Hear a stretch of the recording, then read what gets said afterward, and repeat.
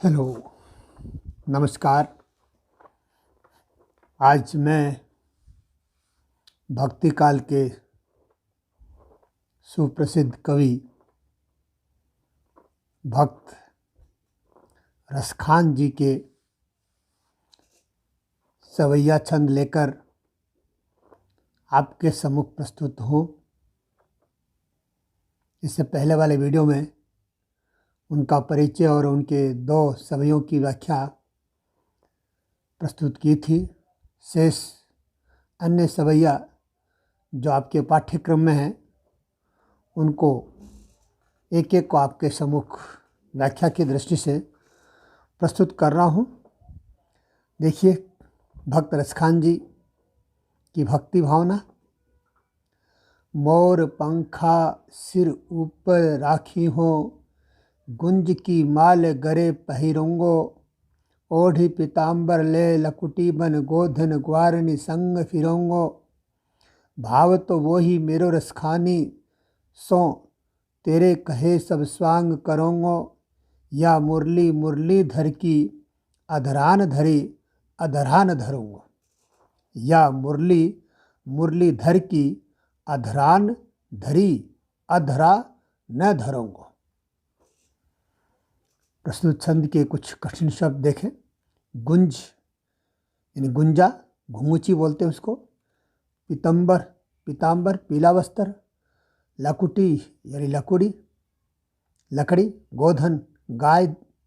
भाव तो अच्छा लगता है, वही यानी वही। स्वांग यानी वेशभूषा, नकल, तमाशा, नाटक। मुरलीधर कृष्ण के लिए है।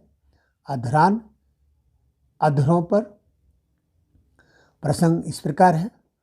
प्रस्तुत अवतरण रसखान द्वारा रचित सुजान रसखान से लिया गया है। कोई गोपी अपनी सखी से कृष्ण का वेश धारण करने की बात कह रही है कि वह कृष्ण का वेश धारण करने के लिए तैयार है, जिससे उसके प्रियतम खुश हो जाए। वास्तव में रसखान ने गोपियों के संवाद को माध्यम बनाकर इस पद में श्री कृष्ण के प्रति अपनी प्रेमा भक्ति व्यक्त की है। क्या कहते हैं देखिए, व्याख्या है। एक गोपी अपनी सखी से कहती है, श्री कृष्ण की रूप छवि अपने शरीर पर धारण करना चाहती हूँ मैं। वो इसलिए जिससे हो सकता है श्री कृष्ण मेरे से खुश हो जाएं। इस कारण मैं अपने सिर पर मोर पंखों को मुकुट की तरह धारण करूँगी। मैं अपने गले में घुंघची की वनमाला पहनूंगी। मैं शरीर पर पीला वस्त्र पहनकर हाथ में लकड़ी या लाठी ले लूँगी और इस वेश में वन में गायों या ग्वालिन के साथ घूमती रहूँगी, यानी गाय चराती रहूँगी। और जो बातें मेरे प्रियतम कृष्ण को अच्छी लगती हैं वो सब बातें करूँगी। हे सखी, मेरा मन तो ये कहता है कि मैं अपने प्रियतम कृष्ण की तरह सारी वेशभूषा, स्वांग, दिखावा सब कुछ उन्हीं की तरह व्यवहार करूँगी। क्या पता यह सब देख करके कृष्ण को मुझ पर दया आ जाए, मुझे अपने दर्शन दें। रसखान जी कहते हैं कि कवि के वर्णन के अनुसार गोपी ने कहा, हाँ ये सखी, मैं कृष्ण के समस्त स्वांग अपनाने के लिए तैयार हूँ, पर कृष्ण की जो मुरली है उसको अपने होठों पर कभी नहीं रखूँगी, धारण नहीं करूँगी। कारण यह है कि इस मुरली को होठों पर रखने का अधिकार उन कृष्ण को ही है, वही इसकी मधुरतान सुना सकते हैं। इसलिए बाकी सब स्वांग मैं करने के लिए तैयार हूँ, परंतु कृष्ण की मुरली जो है वो अपने होठों पर नहीं रखूँगी। इस प्रकार इस पद में रसखान जी ने अपनी भक्ति भावना प्रकट की है। कहते हैं कि वो सब स्वांग करने के लिए तैयार हैं जो जिससे उनके प्रियतम को अच्छा लगे और वे प्रसन्न हो जाएं। विशेष बातें अगर इस पद में देखें, रसखान जी ने अपने आराध्य श्री कृष्ण का गुणगान कई प्रकार से किया है। यहाँ वे गोपियों के संवाद के माध्यम से उनकी विशेषता को प्रकट कर रहे हैं। उन्हें कृष्ण की यही छवि अधिक आकर्षक लगती है। इस वर्णन से रसखान की कृष्ण के प्रति भक्ति भावना व्यक्त हुई है। इस छंद में अनुप्रास, यमक और काव्यलिंग अलंकार हैं। सब यह छंद है और संपूर्ण छंद में ब्रज भाषा का माधुर्य प्रशंसनीय है। अगला छंद देखें। एक समय मुरली धुनी में रसखानी लियो कहूँ नाम हमारो। एक समय मुरली धुनी में रसखानी लियो कहूँ नाम हमारो। ता दिन ते परि वैरी विशासनी झांकन देती नहीं है द्वारो। एक समय मुरली धुनी में रसखानी लियो कहूँ नाम हमारो। ता दिन ते परिवैरी विशासनी झांकन देती नहीं है द्वारो। होत चबाव बचाओ सुक्यो करी बचो अली भेटिए पान प्यारो। दृष्टि परी तब ही चटको अटको हियरे पियरे पटवारो। दृष्टि परी तब ही चटको अटको हियरे पियरे पटवारो। देखिए क्या कहते हैं कवि इस छंद में। पहले इसके कठिन शब्द देख लें। धुनी का अर्थ ध्वनि, झांकन का अर्थ झांकना देखना, अले का अर्थ सखी, हियरे हृदय में, पियरे पटवारो पीले वस्त्र श्री कृष्ण के लिए है। प्रसंग वही है कि प्रस्तुत अवतरण कवि रसखान द्वारा रचित सुजान रसखान शीर्षक से लिया गया है। इसमें रसखान ने गोपियों के संवाद के माध्यम से उनकी श्री कृष्ण के प्रति प्रेम भक्ति या निष्ठा का वर्णन किया है। क्या कहते हैं रसखान जी? अपनी बात कहने के लिए रसखान जी गोपी को माध्यम बनाते हैं। इसलिए गोपी अपनी सखी से कहती है कि एक बार प्रियतम कृष्ण ने मुरली की मधुर ध्वनि छेड़ते हुए मधुर स्वर में मेरा नाम लिया, मुझे पुकारा। उस दिन से मेरा मन उन्हीं के प्रेम में आबद्ध हो गया है, उन्हीं का होकर रह गया है। उन पर पूर्ण प्रेम विश्वास कर उसी की हो गई हूँ। हमेशा उसी की ओर टकटके लगाए रहती हूँ, जिसके कारण अपना द्वार अपना घर देखने की भी इच्छा नहीं रही है। हमेशा इन आँखों में उन्हीं का स्वरूप बसा हुआ है। ये आँखें हमेशा उन्हीं को देखना चाहती हैं। अपने घर की जाने की सद्बुद्ध में भूल गई हूँ। कहने का भाव ये है, हे सखी, मैं तो उनकी हो गई हूँ, अपने बस में मेरा मन नहीं रहा है। हे सखी, जब प्रियतम से लगाव हो जाता है तो उससे कैसे बचा जा सकता है। उस दशा में तो प्रियतम से मिलन सुख की लालसा ही बढ़ती जाती है।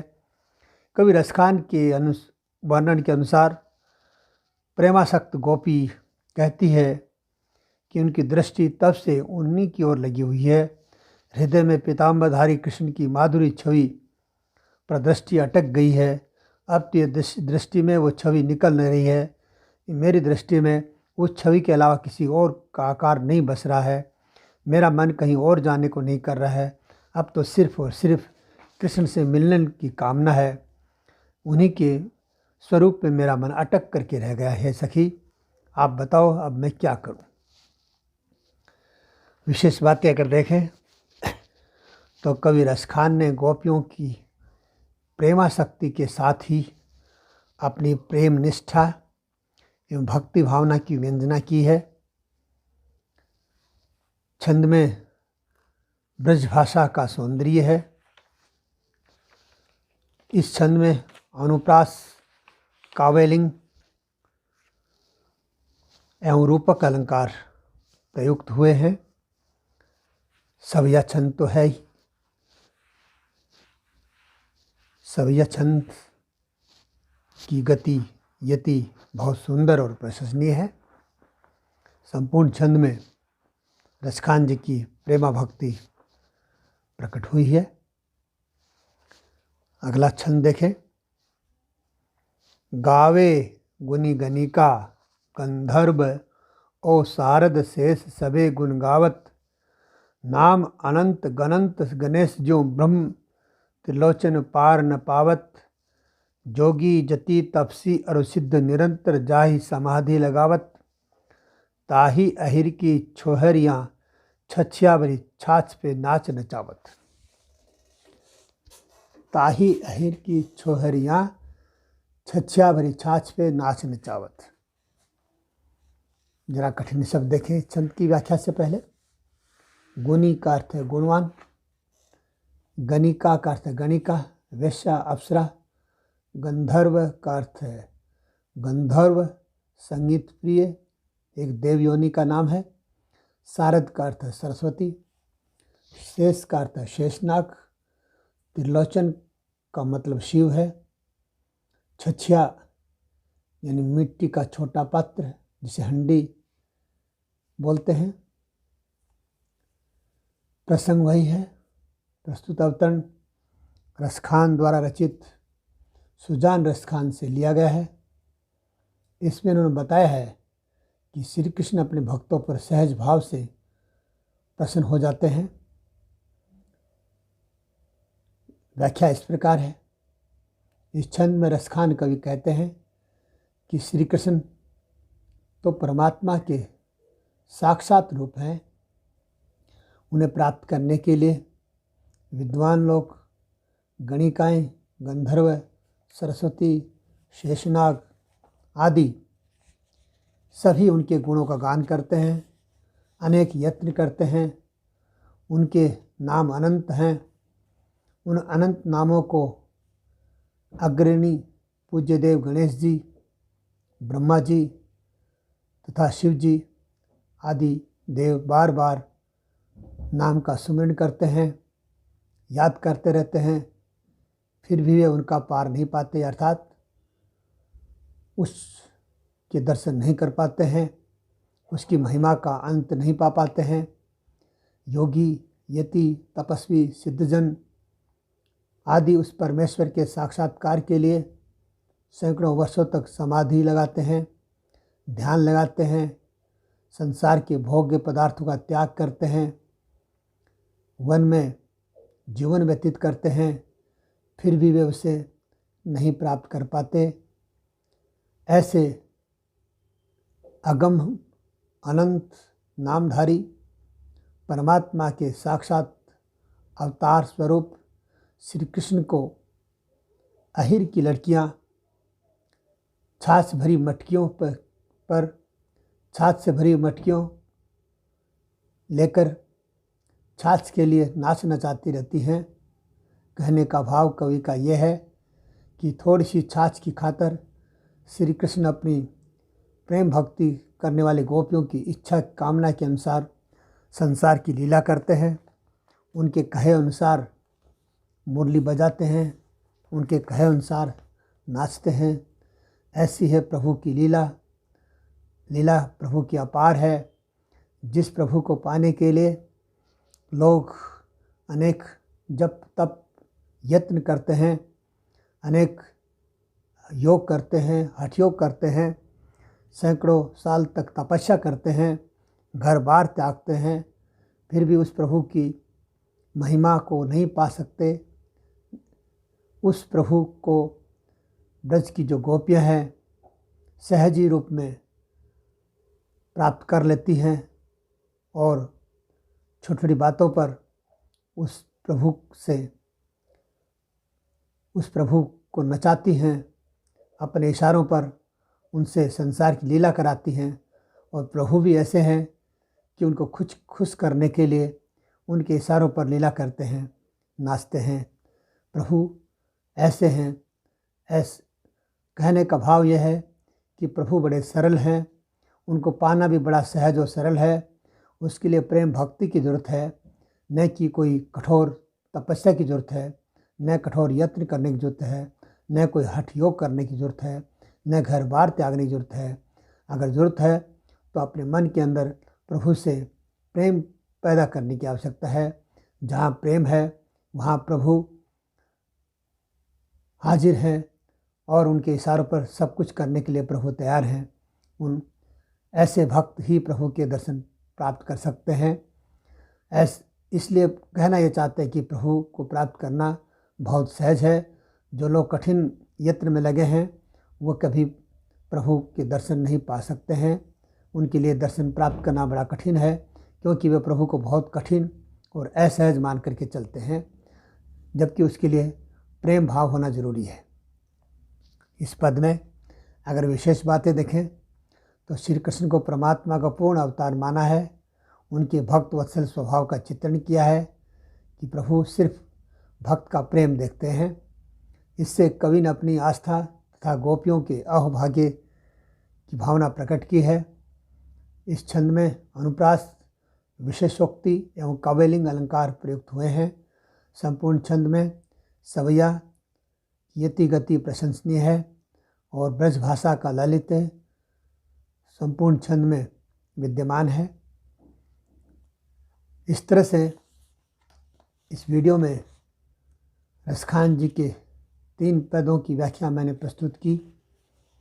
रसखान जी की जो भक्ति भावना है वो प्रेम भक्ति भावना है, और अगर वैसे देखा जाए तो सख्य भाव की भक्ति रसखान जी ने की है। कृष्ण को अपना सखा माना है।